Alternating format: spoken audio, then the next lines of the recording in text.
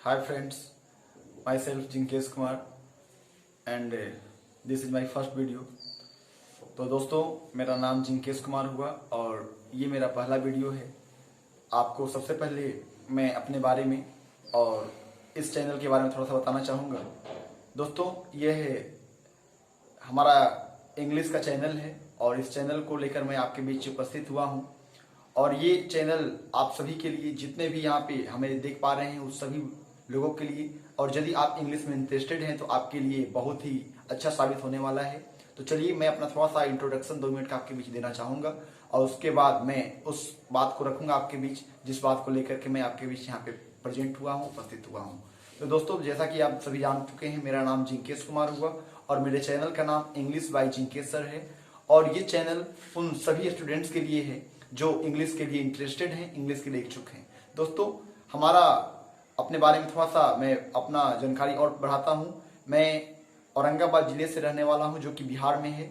और औरंगाबाद जिले में मैं पढ़ाने का शुरुआत आज से 7 साल पहले 2014 में किया था। तब से लेकर अब तक मैं पढ़ाई के सफर को, पढ़ाने का क्रम कभी भी बंद नहीं किया और अलग अलग जगहों पर जाकर के पढ़ाने के काम को किया है। अभी तक मैंने अपने लाइफ में लगभग 2000 से अधिक स्टूडेंट्स को पढ़ाया है। किंतु अभी मैं इस चैनल पे यानी कि YouTube के माध्यम से आपके बीच आ पा रहा हूँ, तो इसके पीछे वजह ये है कि मैं चाहता हूँ कि मेरे वो स्टूडेंट्स जो हमसे कभी पढ़ाई किए हैं या तो अभी तक पढ़ाई हमसे कभी नहीं कर पाए हैं, हर दिन को मैं नहीं पढ़ा पाया, उनसे मैं इस प्लेटफॉर्म के माध्यम से, इस चैनल के माध्यम से आपसे जुड़ पाऊँ, ताकि आप भी हमारे इस वीडियो को देख करके और आप भी इस चीज़ों को जान पाएं और मैं भी आपके द्वारा, इस चैनल के द्वारा आपके से मैं मिल पाऊँ, आपसे जुड़ पाऊँ। तो इसके लिए मैं इस चैनल पे आपसे मिल पा रहा हूँ। और रही बात मेरी क्वालिफिकेशन की, तो दोस्तों मेरा क्वालिफिकेशन बीएससी हुआ है। बीएससी मैंने फिजिक्स स्ट्रीम से किया है और अब तक मैंने 2014 से पढ़ाने का जो क्रम जारी किया है वो क्लास 7 से लेकर के 12th, और उसके साथ ही साथ मैंने जनरल कॉम्पिटिशन जैसे कि बैंक, रेलवे, एसएससी, इन सब परीक्षाओं की खुद मैंने तैयारी की भी है तथा आज तैयारी करवा भी रहा हूँ। तो ऐसे अभी फिलहाल मैं औरंगाबाद डिस्ट्रिक्ट में एक स्कूल के अंदर तथा साथ ही साथ अपना इंस्टीट्यूट चला रहा हूँ। और यहाँ पे अब मैं अपने इस वीडियो को ज़्यादा लंबा नहीं करते हुए सीधे आता हूँ टॉपिक पे, जिस टॉपिक को लेकर के मैं आपके बीच उपस्थित हुआ हूँ। तो जैसा कि आप सभी लोग जानते हैं, मैं इंग्लिश सब्जेक्ट को टीच करता हूँ और यहाँ पे मैं उसी सब्जेक्ट को पढ़ाने के लिए, टीच करने के लिए मैं इस चैनल को शुरू करने जा रहा हूँ। तो आइए सबसे पहले इस वीडियो में मैं आपसे बात करना चाहूँगा इंग्लिश के बारे में कि इंग्लिश क्या है, उसका इंट्रोडक्शन के बारे में बात करना चाहूँगा तथा सबसे पहले उसके पहले मैं बताना चाहूँगा कि इंग्लिश क्या है और इंग्लिश क्या है उसके बारे में आप जान पाएंगे। लेकिन देखते हैं सबसे पहले क्या यहाँ पे बताता हूँ। तो सबसे पहले मैं यहाँ पे आपके जो सब्जेक्ट जिसको मैं टीच करने जा रहा हूँ उस सब्जेक्ट का नाम को यहाँ पे मैंने लिख दिया है, जिसका नाम है इंग्लिश। लेकिन दोस्तों मैं बताना चाहूंगा कि इंग्लिश क्या है। इंग्लिश एक लैंग्वेज है, इंग्लिश एक लैंग्वेज है, आप सभी लोग जानते हैं जैसा कि। तो इंग्लिश के बारे में बताने से पहले मैं बताना चाहूंगा कि लैंग्वेज क्या है, अर्थात लैंग्वेज किसे कहते हैं, क्योंकि English is also a language, English भी एक लैंग्वेज है। तो आइए बात करते हैं लैंग्वेज के बारे में। इंग्लिश एक भाषा है, लैंग्वेज है। भाषा क्या होता है आप सभी जानते होंगे कि भाषा वह माध्यम है जिसके द्वारा हम अपने मन की भावनाओं को, मन की बातों को किसी के दूसरे के व्यक्ति के समक्ष प्रस्तुत करते हैं, एक्सप्रेस करते हैं, और उसी को हम लैंग्वेज कहते हैं, भाषा कहते हैं। दूसरे शब्दों में हम इंग्लिश में इसको इस प्रकार से लिख सकते हैं, बतला सकते हैं कि the medium of expression, the medium of expression of our heart's matter is called language। मतलब आप देख सकते हैं जैसा कि हमने यहाँ पे लिखा है कि the medium of expression of our hearts matter is called language. आप जैसा कि जानते हैं मीडियम का मतलब होता है माध्यम। मीडियम का मतलब क्या होता है, माध्यम। माध्यम क्या होता है, सपोज डेट हम लोग पढ़ाई कर रहे हैं तो पढ़ाई करने का हमारा माध्यम, जो गवर्नमेंट स्कूल में पढ़ते हैं बच्चे जो शिक्षा प्राप्त कर रहे हैं, वो अधिकांशतः हिंदी मीडियम में पढ़ाई करते हैं, अथवा वहाँ का जो रीजनल अर्थात जो क्षेत्रीय लोकल भाषा होता है उसमें वो पढ़ाई करते हैं। और कुछ बच्चे जो सीबीएसई बोर्ड से पढ़ाई करते हैं वो ये अंग्रेजी मीडियम से पढ़ाई करते हैं, तो ये उनका माध्यम होता है। उसी प्रकार से यहाँ पे हमने लैंग्वेज का जो डेफिनेशन दिया है, जो भाषा का डेफिनेशन परिभाषा दिया है, उसमें लिखा है कि the medium of expression of our hearts matter is called language, अर्थात हमारे हृदय की बातों को अभिव्यक्त करने का जो माध्यम होता है ना, उसी को हम क्या कहते हैं, लैंग्वेज कहते हैं, अर्थात हम उसे भाषा कहते हैं। यही है भाषा की परिभाषा, अर्थात हमारे मन के अंदर जो भी विचार है आप उसको नहीं जानते हैं, आपके मन के अंदर जो भी विचार है मैं उसे नहीं जानता हूं, लेकिन जब हम एक दूसरे के मन की बातों को एक्सप्रेस करते हैं, अर्थात अपने मन की बातों को एक्सप्रेस करते हैं, तो एक दूसरे व्यक्ति को पता चल पाता है कि हमारे मन में क्या चल रहा है। तो ये है लैंग्वेज का परिभाषा, अर्थात भाषा का परिभाषा। आइए इसको अब आगे बढ़ाते हैं। तो आप जानते होंगे कि लैंग्वेज को प्रस्तुत करने के लिए मीडियम कितने प्रकार के होते हैं। अगर आप जानते हैं तो बहुत अच्छी बात है, नहीं तो मैं चले हम लोग इस वीडियो में आगे जानते हैं टाइप्स ऑफ लैंग्वेज के बारे में। तो आप सभी लोग जानते होंगे कि there are mainly 3 types of language. There are mainly 3 types of language, अर्थात लैंग्वेज के मुख्यतः 3 टाइप्स होते हैं, यानी कि 3 प्रकार होते हैं। ये 3 प्रकार कौन कौन होते हैं आइए देखा जाए। सबसे पहला जो टाइप होता है वो होता है रिटेन, जिसको हम लिखित भाषा बोलते हैं। हमने यहां पे लिखित लिख दिया है, आप समझ सकते हैं ये लिखित भाषा ही है, भाषा का टाइप है तो भाषा ही होगा। नेक्स्ट है स्पोकन, या जिसको हम ओरल भी बोलते हैं, जिसका मतलब होता है मौखिक। बच्चों आप जानते होंगे मौखिक का मतलब होता है जिसको हम बोल करके व्यक्त करते हैं। एंड नेक्स्ट होता है सिंबॉलिक, जिसका हिंदी होता है सांकेतिक। अर्थात आइए बारी बारी से 1 बाय 1 सबके बारे में बात करते हैं। तो सबसे पहला आप देख सकते हैं यहाँ पे रिटेन है, लिखित भाषा है। लिखित भाषा जिसका मतलब होता है लिख करके किसी बात को व्यक्त करना। सपोज दैट अभी मैंने इन बातों को यहाँ पे लिखा है, आप चाहो तो पढ़ करके जान सकते हैं यहाँ पर क्या लिखा गया, क्या बतलाने की बात की जा रही है। तो सबसे पहले रिटेन लैंग्वेज होता है, यानी कि लिखित भाषा होती है। लिख करके अगर हम किसी बात को किसी के सामने एक्सप्रेस करते हैं, व्यक्त करते हैं, that's known as written language, यानी कि लिखित भाषा। नेक्स्ट सेकंड है स्पोकन, या जिसको ओरल लैंग्वेज ही बोलते हैं, अर्थात मौखिक भाषा जिसमें हम बोल कर किसी बात को एक्सप्रेस करते हैं, यानी मन की भावनाओं को जिस भाषा के द्वारा अगर बोल करके बतलाया जा रहा हो, जिस मीडियम में अगर बोल करके बताया जा रहा हो, दैट्स कॉल्ड स्पोकन या ओरल, यानी कि मौखिक भाषा। अगला होता है सिंबॉलिक। सिंबॉलिक जिसका मतलब होता है सिंबल से बनता है सिंबॉलिक, सिंबल जिसका मतलब होता है संकेत। फॉर एग्जांपल आप साइंस में पढ़े होंगे हाइड्रोजन को हम H से बोलते हैं। H बोलने का मतलब है हाइड्रोजन। एक छोटे बच्चे से पढ़ा जाएगा H, उसका मतलब वो निकालेगा H for hen, hen means मुर्गी।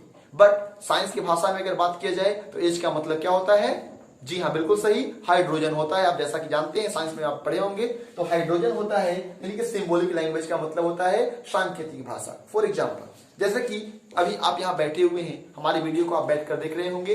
अगर आप बैठकर देख रहे होंगे, मैंने अगर इशारा ऐसे किया, इसका मतलब क्या है, खड़ा होना। अगर कोई स्टूडेंट क्लास में क्लास चल रहा है और बाहर से वो आने के लिए अंदर बोलता है और टीचर उसको ऐसे का इशारा करता है, तो इसका मतलब क्या है, कमी। अगर कोई बच्चा खड़ा है उसको ऐसे का इशारा करता है, इसका मतलब है सिट डाउन। अगर कोई हल्ला कर रहा है क्लास में, उसको ऐसे करता है, इसका मतलब है कि क्वाइट, यानी कि शांत रहने के लिए। इट मीन्स बहुत सारी बातों को हम बिना बोले हुए, बिना कुछ कहे हुए, बिना लिखे हुए हम बोल सकते हैं, और वो माध्यम क्या होता है, वो होता है सांकेतिक भाषा का, अर्थात संकेत के द्वारा, यानी कि सिंबॉलिक लैंग्वेज, यू नो। तो इस तरह से आप समझ सकते हैं कि हम अपनी बातों को इन्हीं 3 माध्यमों के द्वारा, चाहे रिटेन, चाहे स्पोकन या ओरल या सिंबॉलिक, इन माध्यमों के द्वारा हम रिप्रेजेंट कर सकते हैं, एक्सप्रेस कर सकते हैं, जाहिर कर सकते हैं, बतला सकते हैं। तो ये आपको लैंग्वेज के बारे में बात हुई। आप शायद सोच रहे होंगे कि ये सारी बातें तो हम जानते हैं, लेकिन मेरे दोस्त मैं बताना चाहूंगा आप सभी लोगों को, जो भी लोग यहाँ पे हमें देख पा रहे हैं, कि अगर आप अंग्रेजी के बारे में जानना चाहते हैं और अगर आपको अभी तक लैंग्वेज के बारे में बेहतर तरीके से नहीं बतलाया गया है, तो आप एक बात यकीन करें कि आपको अभी तक बहुत कुछ नहीं बतलाया गया, क्योंकि लैंग्वेज के बारे में जानना आज बहुत बड़ी जरूरत है। क्योंकि लैंग्वेज क्या है, लैंग्वेज क्या नहीं है, ये सब समझना हमें जरूरी है। क्योंकि अगर हम अंग्रेजी पढ़ना चाहते हैं, हम अगर उर्दू पढ़ना चाहते हैं, हम कोई भी भाषा पढ़ना चाहते हैं, तो सबसे पहली चीज होनी चाहिए कि भाषा क्या है। बिकॉज हम अंग्रेजी पढ़ने वाले हैं या कुछ भी पढ़ने वाले हैं, हमें भाषा के बारे में पता तो होना चाहिए एटलीस्ट कि आखिर भाषा का मतलब क्या है, भाषा पढ़ने का फायदा क्या है। जब हमें यही नहीं पता होगा तो फिर क्या क्यों पढ़ रहे हैं। दूसरी बात, मैं चूंकि अंग्रेजी पढ़ाने जा रहा हूं, तो दोस्तों मैं आपके बीच एक बात और शेयर करना चाहूंगा कि इंग्लिश क्यों इंपॉर्टेंट है। तो इंग्लिश की इंपॉर्टेंस के बारे में मैं बात करूंगा, लेकिन उससे पहले आइए मैं बात करूं इंग्लिश क्या है। आइए student, let's start next type of this video. इस वीडियो का अगला टाइप में बात कर सकता हूं, अगला प्रकार बोल सकता हूं कि वो है आपका इंग्लिश। तो इंग्लिश क्या है, आइए हम लोग अब बात करेंगे। आप लोग इसको लिख लेंगे, आप इसको स्क्रीनशॉट ले भी सकते हैं, और उसके बाद आप इसको मैं एनालाइज करने जा रहा हूं। जी हाँ दोस्तों, तो आप अभी देख रहे थे लैंग्वेज के बारे में, और आप अभी देख सकते हैं बोर्ड के ऊपर आप देख सकते हैं यहाँ पे लिखा हुआ है आपका क्वेश्चन, जिसके बारे में बात करने वाला हूं, इंग्लिश, यानी कि इंग्लिश क्या है। और लिखाया गया है कि English is the mixture of every language. जी हाँ दोस्तों, इंग्लिश क्या है आप देख सकते हैं बोर्ड पर, English is the mixture of every language. अर्थात इंग्लिश क्या है, इंग्लिश सभी भाषाओं का, एवरी का मतलब सभी या प्रत्येक होता है, लैंग्वेज का मतलब भाषा होता है। इंग्लिश सभी भाषाओं का मिक्सचर है, मिश्रण है। जैसा कि आप साइंस में पढ़े भी होंगे, तत्व, यौगिक और मिश्रण, एलिमेंट, कंपाउंड एंड मिक्सचर। तो उसी प्रकार से इंग्लिश को मिक्सचर कहा गया है। अब इसको मिक्सचर की अर्थात मिश्रण की संज्ञा क्यों दी गई, आइए इसके बारे में हम बात करने जा रहे हैं आपसे, ठीक है। तो देखिए दोस्तों, यहाँ पे आपका लिखा हुआ है, एक अंग्रेजी में आप पढ़े हैं पार्ट्स ऑफ स्पीच, और उसमें पहला जो पार्ट आता है उसका नाम है नाउन, जिसको हिंदी में हम संज्ञा के नाम से जानते हैं।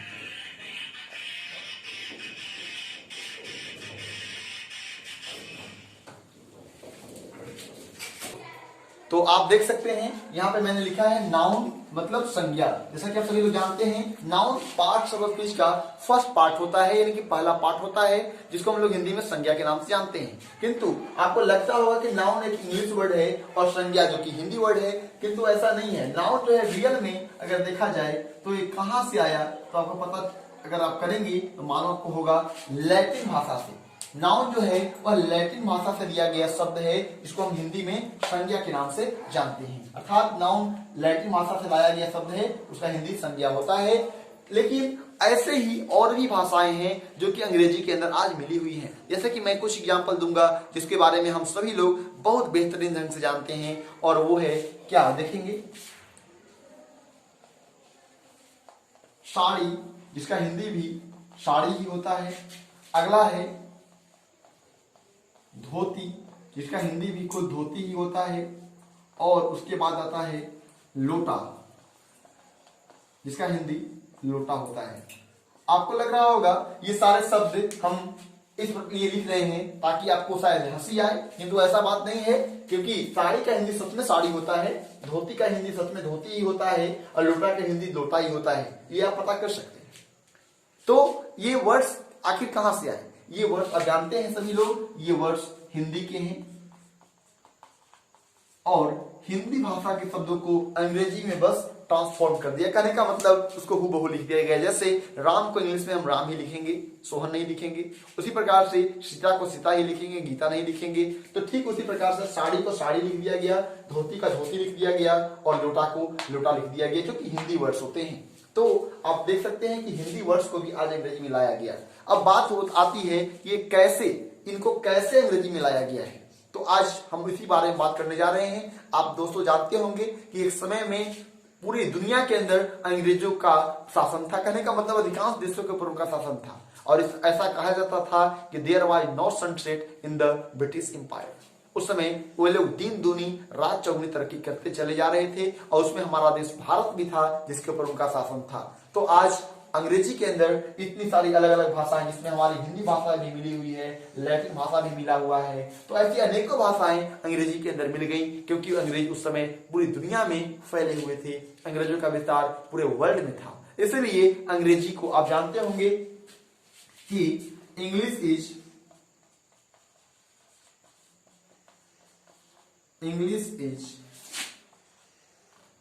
Also called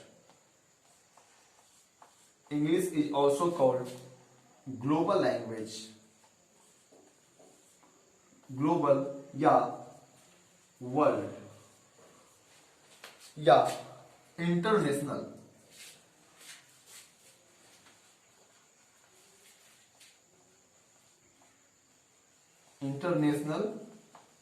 language. इंग्लिश को आज हम क्या क्या रूप में जानते हैं, देख सकते हैं आप। ग्लोबल, ग्लोबल बना है ग्लोब से यानी कि विश्व की भाषा यानी वैश्विक भाषा के रूप में, वर्ल्ड भी वही है वैश्विक भाषा, इंटरनेशनल का मतलब अंतरराष्ट्रीय भाषा। क्योंकि आज अंग्रेजी की वजह से आज हम चाहें तो पूरे वर्ल्ड का सैर कर सकते हैं, पूरी दुनिया घूम सकते हैं। और अगर हम दूसरी किसी भी भाषा की बात करें जैसे कि चाइनीज हो सकता है, जापानीज हो सकता है, कैनेडियन लैंग्वेज हो सकता है, साउथ अफ्रीकन लैंग्वेज हो सकता है, किसी भी भाषा की आप बात कर ले, हिंदी लैंग्वेज हो सकता है, पंजाबी लैंग्वेज हो सकता है, बांग्ला लैंग्वेज हो सकता है, किसी भी भाषा की बात, चाहे क्षेत्रीय भाषा हो, चाहे देश की कोई राष्ट्रीय भाषा ही क्यों ना हो, अन्य अगर किसी भी भाषा की अगर हम बात करें तो उसके बल पे हम पूरे विश्व को घूम नहीं सकते, पूरे वर्ल्ड का सैर हम नहीं लगा सकते हैं। जैसे कि एक क्रिकेटर जो होता है या एक सिंगर जो होता है या कोई एक महान कोई डांसर होता है, एथलीट होता है, या कोई भी जो कि इंटरनेशनल लेवल का चैंपियन होता है, अगर पूरी दुनिया में घूम पाता है तो उसका केवल एक ही लैंग्वेज उसके कमांड पे होता है, कमांड के अंदर होता है, और उसका नाम है only and only English language, केवल और केवल अंग्रेजी भाषा। आज हम कंप्यूटर का आज यूज कितना ज्यादा है कि आप जानते हैं, आपको बताने की मुझे जरूरत नहीं है, तो आप सभी लोग जानते हैं। तो कंप्यूटर का लैंग्वेज भी आज इंग्लिश है। आज बड़े बड़े जो राइटर्स हैं जो अपनी किताबों को, चाहे वो गणित की किताब हो, चाहे वो साइंस की किताब हो, चाहे वो अन्य किसी विषय की किताब हो, अगर वो लिखते हैं तो अधिकांशतः उनकी किताबें अंग्रेजी भाषा में पब्लिश होती हैं। तो आज हम लोगों को अंग्रेजी सीखने की कितनी बड़ी जरूरत है ये मुझे बताने की जरूरत नहीं है, आप सभी लोग बेहतर तरीके से जानते हैं। किंतु मैं ये बताना चाहता हूं कि इंग्लिश क्या है और इंग्लिश के अंदर क्या होता है। तो इंग्लिश क्या है? English is a mixture of every language. अंग्रेजी सही भाषाओं का मिक्सचर है, और अंग्रेजी सही भाषाओं का मिक्सचर का मतलब मिश्रण है। नाउन का मतलब संज्ञा होता है, लेकिन नाउन भी लैटिन भाषा से लाई गई है। आज साड़ी, धोती, लोटा ऐसे ऐसे शब्द जो कि आज हिंदी के शब्द थे, लेकिन उसको आज हम लोग अंग्रेजी में जान पा रहे हैं। तो ये किसकी वजह से हो पाया? तो ये अंग्रेजी के अंदर अलग अलग भाषाओं के मिलने की वजह से हो पाया। और हमारे यहाँ अंग्रेजी जो चलती है वो कैसी अंग्रेजी है, यानी कि हम बात करने अब जा रहे हैं कि type of English, the types of English, यानी अंग्रेजी की कुछ प्रकार हैं। मुख्यतः कितने प्रकार होते हैं उसकी हम बात करने वाले हैं। तो आप इसको नोट कर लिए होंगे, मैं इसको इरेज करता हूं। अभी जो मेरा टॉपिक है वो है types of English, types of English. और आपको मालूम होना चाहिए कि ऐसे तो इंग्लिश कई प्रकार का होता है, लेकिन मुख्य रूप से जो माना गया है वो दो टाइप है, यानी कि there are mainly two types of English language. अर्थात अंग्रेजी भाषा का मुख्यतः कितना प्रकार होता है? दो रूपों में अंग्रेजी मुख्य रूप से पाई जाती है। फर्स्ट जो होता है वो होता है ब्रिटिश इंग्लिश,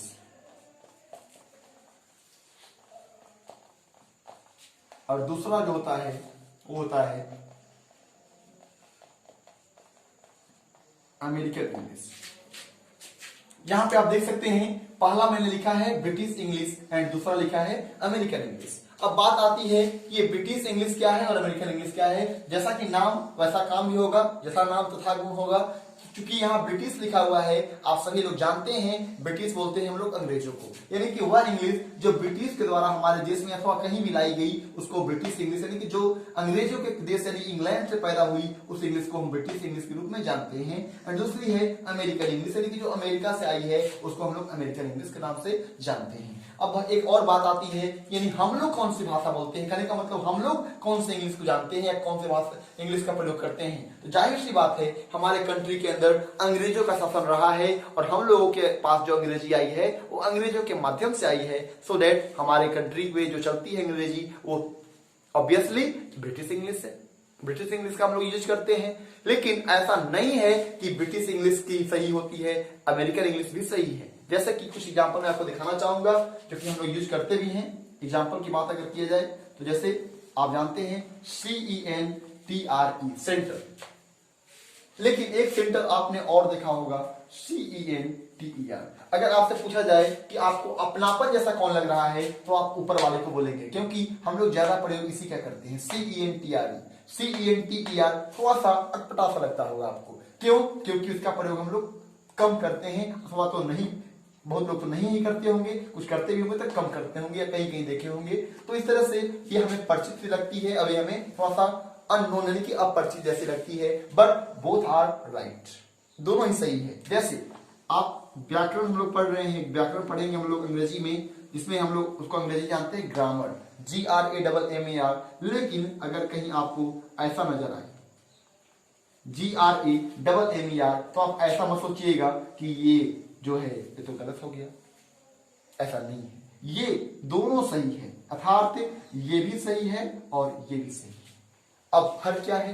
ये जो है वो आपका ब्रिटिश इंग्लिश के अंतर्गत आता है, जबकि ये जो है वो आपका अमेरिकन इंग्लिश के अंतर्गत आता है।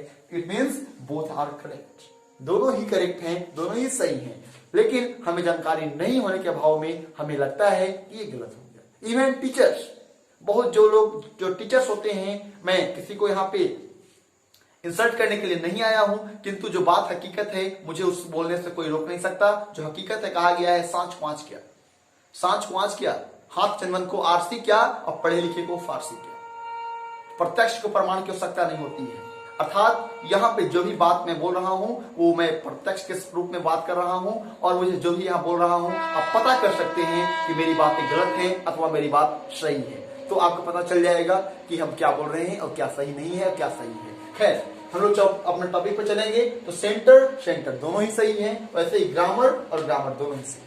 तो आप जान सकते हैं कि हमारा अमेरिकन इंग्लिश हम लोग कम यूज करते हैं, ज्यादा हम लोग का प्रयोग क्या होता है, वो होता है ब्रिटिश इंग्लिश। ठीक है, तो आगे की टॉपिक की थोड़ा सा हम बात करेंगे। मेरा आगे का जो टॉपिक है वो है, आप जैसा कि देख सकते हैं, वो है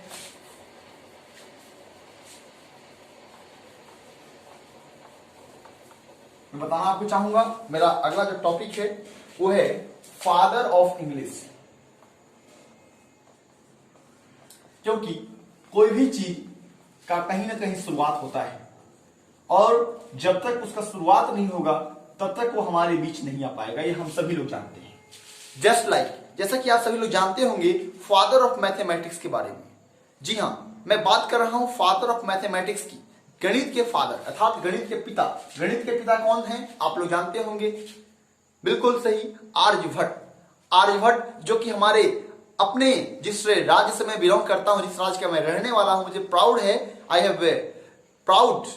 प्राउड टू बी बिहारी। किसी किसी व्यक्ति को ऐसा बोलने में शायद शर्म आता हो कि वो अपने आप को बिहारी कहता हो, कुछ लोग तो इसको गाली के रूप में लेते हैं। मैं उन सारे लोगों को इस अपने वीडियो के माध्यम से बताना चाहूंगा कि वो सारे लोग इस बात को सुन लें और समझ लें कि बिहारी होना कोई गर्व की बात है, शर्म की बात नहीं है। बिहारी होने पे फख्र होना चाहिए, क्योंकि बिहार ने ऐसे ऐसे जीनियस को जन्म दिया है, ऐसे ऐसे महान भाव को जन्म दिया है, ऐसे ऐसे महापुरुषों को जन्म दिया है, जिसको अगर आप बारे में अगर पता करेंगे तो आपको गर्व होना एकदम लाजमी सी बात हो जाएगी, स्वाभाविक सी बात हो जाएगी। जैसे हमारे देश के पहले राष्ट्रपति डॉक्टर राजेंद्र प्रसाद, जिनके बारे में ऐसा कहा जाता है कि जब भी वो किसी बात को एक बार अगर पढ़ लेते थे तो उसको दोबारा उनको पढ़ने की जरूरत नहीं पड़ती थी। जी हां, बिल्कुल, मैं बात कर रहा था अभी फादर ऑफ मैथमेटिक्स, गणित के पिता की, और वो है आर्यभट्ट, जिन्होंने डेसिमल सिस्टम और जीरो का खोज किया। अगर उन्होंने डेसिमल सिस्टम और जीरो नहीं दिया होता तो मैं दावे के साथ बोल सकता हूं कि आज गणित जो इतनी फैली हुई है, इतनी जो विस्तृत हो चुकी है, इसका जो इतना एक्सपेंशन हो चुका है, इम्पॉसिबल था। तो क्या मतलब, हम लोगों को अपने बिहारी होने पे कभी भी शर्म नहीं होनी चाहिए, हमेशा गर्व होना चाहिए। आज आईआईटी जैसे बड़े बड़े जो टॉप लेवल का एग्जाम जो हमारे कंट्री के अंदर होता है, इंजीनियरिंग के सबसे टॉप मोस्ट एग्जाम होता है, हम सभी लोग जानते हैं। उस एग्जाम में जो टॉप होता है, जो टॉपर बनता है, अधिकांशतः हमारे स्टेट बिहार का होता है। तो बताइए, इसमें हमें शर्म आनी चाहिए या हमें गर्व होना चाहिए?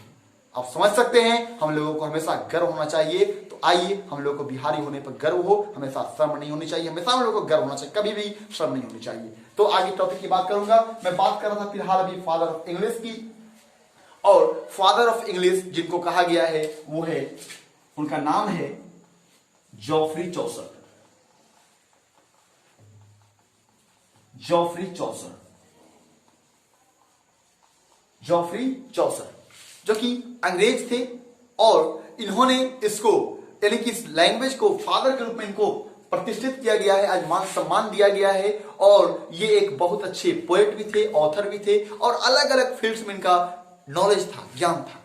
तो मैं आपको बता चुका हूं फादर ऑफ इंग्लिश के बारे में भी, और आप आज लैंग्वेज के बारे में भी जान चुके हैं। सबसे शुरुआती बात मैंने लैंग्वेज के बारे में किया, इंग्लिश के बारे में बात किया, फिर उसके बाद लैंग्वेज का टाइप्स के बारे में बताया मैंने आपको, इंग्लिश का टाइप्स के बारे में बताया आपको, लास्ट में मैंने आपको यहाँ फादर ऑफ इंग्लिश की बात किया है। उम्मीद करता हूं आपको आज का ये मेरा जो पहला वीडियो था आपको अच्छा लगा होगा, और आगे भी आपको ऐसे ऐसे वीडियो अगर इस वीडियो को अगर आप लाइक करते हैं, अगर आपको पसंद आया तो आप लाइक करना ना भूलें। इस चैनल पे अगर आप पहली बार आए हैं तो इसको सब्सक्राइब करना ना भूलें। और आप अगर चाहते हैं कि आपके लिए मैं ऐसे ऐसे और इससे भी बेहतर अगर बेहतरीन वीडियो को बनाता रहूं, तो दोस्तों मैं आप सभी से एक रिक्वेस्ट करता हूं, और रिक्वेस्ट ये है कि आप इस चैनल को सब्सक्राइब जरूर करें और अपने दोस्तों के साथ शेयर करना ना भूलें। अधिक से अधिक संख्या में आप इसको सब्सक्राइब कराएं और इससे चैनल को आगे बढ़ाएं, ताकि मैं आपके लिए और भी अच्छे अच्छे वीडियो बनाता रहूं। आपका एक लाइक, आपका एक कमेंट, आपका एक शेयर और आपका एक सब्सक्राइब करना हमारे लिए एक मोटिवेशन का काम करेगा, हमारे लिए एक एनर्जी बूस्टअप का काम करेगा। और अगर आप ऐसा करते हैं तो मैं आपसे इस चैनल पे और अपने इस पहले वीडियो के माध्यम से ये दावा करता हूं कि आपके लिए मैं बहुत सारे ऐसे वीडियो बनाऊंगा जो कि आपके लिए बहुत ज्यादा बेनिफिशियल साबित होगा। इसको आप अपने दोस्तों के साथ जरूर शेयर करें और इस चैनल को आप सब्सक्राइब करें। और हमारे साथ इस पहले वीडियो में जुड़ने के लिए आप सभी का मैं अपने दिल की अनंत गहराइयों से बहुत बहुत धन्यवाद अदा करता हूं। बहुत बहुत धन्यवाद। जय हिंद, जय भारत, सत्यमेव जयते। धन्यवाद।